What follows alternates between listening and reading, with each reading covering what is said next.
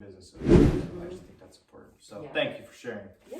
So someone comes to you, your girls come to you and they say, I want to start my own business. No matter what it is, what advice would you give them? Don't wait for perfect. If you wait for the situation to be perfect for you to launch your business, it'll never happen.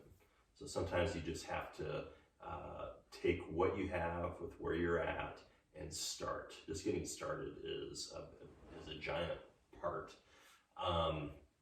Be cautious of debt. Like I said, I started this business with zero debt.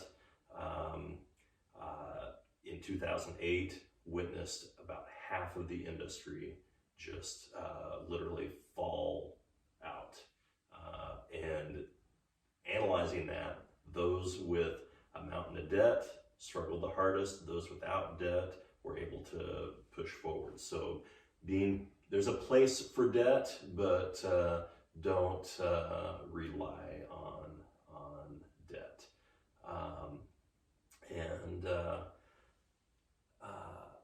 Take time to celebrate, and also, especially when I'm talking to my kids, find something that you are passionate about and can make a business around. I've got a friend who works at a car lot, and not because it was his passion, it's because it was his dad's passion, and it got handed down to him. Well, he didn't want, that makes life pretty dull if you're living something. So find your passion, because I'll tell you, with 25 years of hindsight, you better be excited about what you do, because if you're not, it only takes a few years before you hate what you're doing. So make sure you really love it, but then take that entrepreneurial spin on it. Figure out how to merge a service and personal aspect to bring it all together and make it unique and make it your own. What about you? My biggest thing would be education. Really learn, do the research of what you want to do. Totally marrying off Brian. I 100% believe love what you're doing and make money at it. Like, that is just the perfect storm.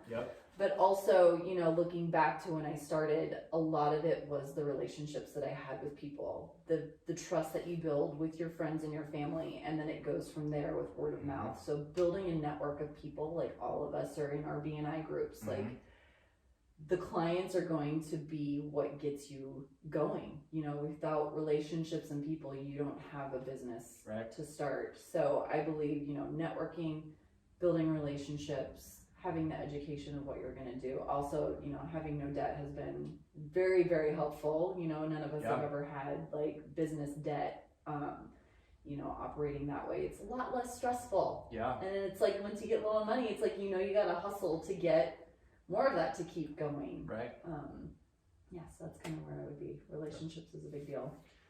And change is, I think I've said this 5 times already, but change is constant in this world. Things are never going to be the way they are.